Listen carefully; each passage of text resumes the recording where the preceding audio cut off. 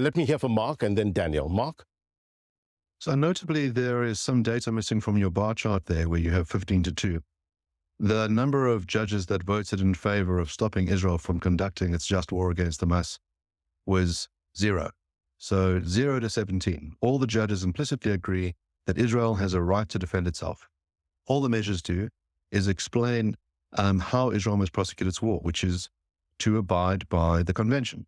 Now, Professor Monticello seems to want something more, to say, well, these measures necessarily must include a ceasefire. Well, they don't, because what you must have when you're doing the killing for it to be a breach of the convention is genocidal intent.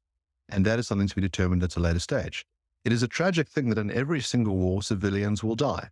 That is tragic. And that is, in this particular war, at the hands of Hamas. Hamas engaged in one of the worst attacks on Jews since the Holocaust, deliberately with genocidal intent, killed men, women, and children, engaged in a rape spree and burned children alive. Now, what Israel has done is to deliberately target Hamas, to warn civilians, to ensure that there are humanitarian corridors, provided a large amount of evidence to show that it is trying to preserve civilian life. And one way of thinking about this is to compare this conflict to other conflicts. So we know, for example, that the ratio of civilian to militant deaths in this particular military endeavor is 2-1. But if we compare that to the international standard, which is 9-1, so in other words, for every militant killed, 9 civilians are killed. And if we look at, for example, the war in Yugoslavia, where NATO was trying to stop a genocide, you had 4 civilians killed for every Serbian militant. So there is a good evidence to think that Israel is not trying to kill civilians.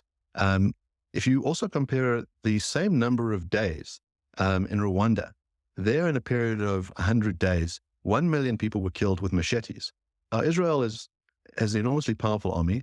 It could kill every single person in Gaza, but it has not. It has deliberately decided to take a view to eradicate Hamas and preserve civilian life. Mark? So it's libelous to claim otherwise. Furthermore, what Jody says is this idea that it's a wonderful thing that we've denuded the term genocide. That's an incredibly dangerous thing.